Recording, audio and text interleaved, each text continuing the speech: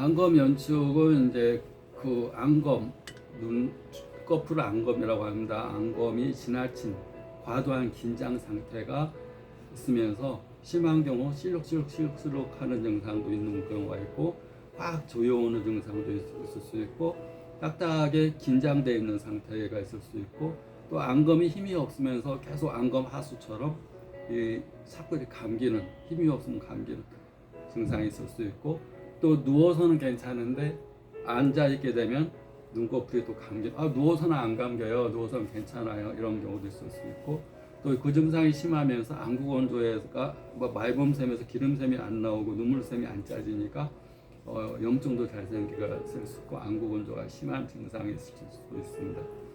근데 그 대뇌 기저핵의 퇴행성 변화라고 얘기를 하는데, 스트레스가 가장 큰 원인입니다. 육체적인 눈을 많이 쓰는 일을 하거나 또 정신적인 스트레스를 많이 받거나, 또 공황장애가 있거나, 또 우울증이 있거나, 자기가 삶의 기쁨이 없거나, 항상 또 공포 속에, 긴장 속에 사는 사람, 그런 경우가 많이 발생됩니다. 그에 대한 답은 감정적으로, 이제 치료는 이제 한약과 침치료를 같이 하지만, 감정적 스트레스를 관리하고 다스리는 게 가장 먼저인데, 우리가 높은 의식에서 사는 게 중요합니다. 사람은 형체이면서 에너지적인 존재이고, 건강한 사람은 에너지 장이라는 게 형성이 됩니다. 오로라라고 표현하는데, 우리가 후광이 딱 비치게 됩니다. 후광, 에너지가 밖에까지 넘쳐 흘러서, 우리 호랑이 사진 밤에 찍으면 막 눈이 막 환한 불이 있듯이, 사람도 이 에너지가 센 사람은 딱 찍으면 막 눈이 반짝반짝합니다. 밤에 야광 사진을 찍게 되면. 그런데 이제 몸이 약한 사람은, 에너지가 부족한 사람은 이 에너지 후광이 없습니다. 오로라도 없습니다. 항상 에너지가 안에 간직되고, 또 에너지가 부족하기 때문에 차다오릅니다. 그래서 상열하한증이 있는 분들인데, 위에는 차고 위에는 열이 나고 아래는 차서, 위에는 막 뜨거워 죽겠는데 아래는 시려가지고 여름에도 발을 밖에 못 내놓고 양말 신고 자는 경우도 있습니다. 그것은 순환이 돼야 되는데 순환이 안 되기 때문에 열이 위에만 몰려 있고, 아래는 열이 안 가서 아래는 시리고 위로는 열이 치미는 증상이 생기게 됩니다. 에너지 한바에서는 기라고 표현합니다. 기가 돌아야지 피도 돌고, 피가 돌아야지 인체가 영양소와 신진대사라는 걸 통해서 영양분을 공급받고 노폐물을 내보내는 그런 정상적인 건강한 세포로 될 수가 있습니다. 근데 감정적인 상태의 스트레스의 정반대가 무엇이겠습니까? 스트레스의 정반대는 감사합니다. 스트레스는 부족함을 표현하는 겁니다. 또 누구 때문에라는 걸 표현하는 겁니다. 또 항상 헝그리한 겁니다. 자기가 갈증이 안 채워지는 겁니다. 그런데 감사는 풍요로운 겁니다. 때문이 아니라 덕분입니다. 누구 덕분에 내가 이렇게 산다. 그 다음에 풍요롭기 때문에 부족함이 없는 상태. 그래서 내가 지금 부족한 게 많은데 감사할 일이 없는데, 그리고 누구 덕분이라기보다는 내 때문에가 많은데, 이건 내 탓이 아닌 것 같은데, 내가 다 그래서 스트레스를 받는데 나는 감사할 일이 거의 없는데, 그런데 감사하다고 표현해야지 감사할 일이 생기는 것이 자연의 이치입니다. 왜냐하면 공명의 법칙, 우리가 내가 가진 주파수대로 공명이 이루어진다는 거, 나와 같은 우리 끼리끼리 모인다. 이렇게 자기가 가진 것은 자기가 갖고 있는 것, 자기가 갖고 있는 환경의 총합이 나다.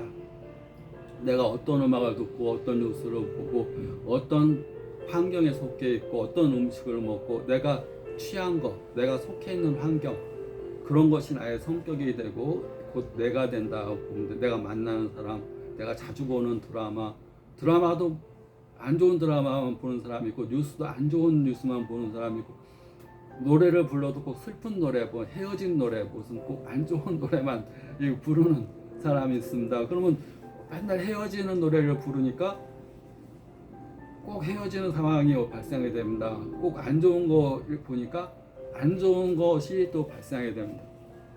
결국 자기가 만든 겁니다. 자기가 만든 이런 주파수대로, 내가 만든 파동대로, 내가 진동수대로 그 유사한 진동수가 반응하고 끌려온다 이렇게 보시면 됩니다.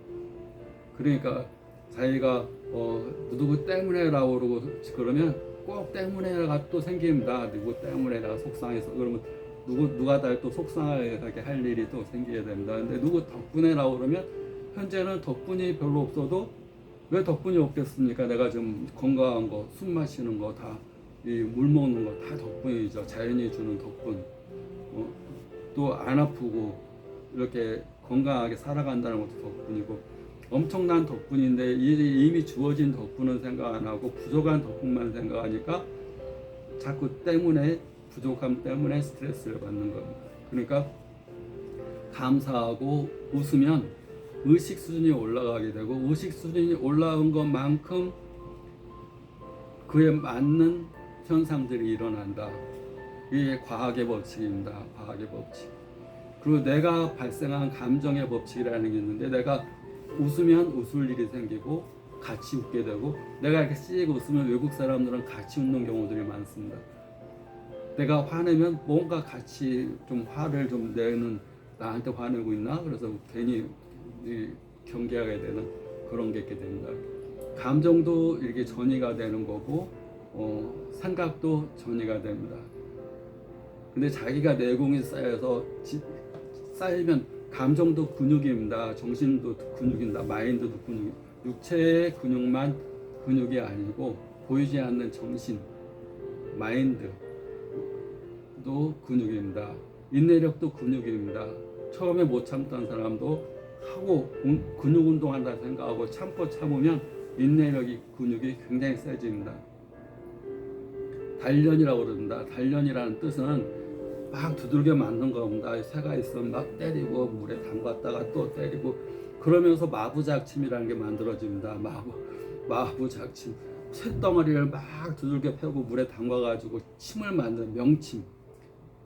이 아주 유명한 침 하나 누구를 치료하기 위해서 아주 명의가 침 하나 만들기 위해서 아주 좋은 재질의 쇠를 구해서 때리고 물에 담그고 때리고 그냥 때립니까? 막 뜨거운 물에 용광로에 막 담가가지고 시뻘게 해가지고 때리고 담그면서 자기가 얼마나 얻어맞았겠습니까? 그 새가 그러면서 단련이라는 게 되는 거예요.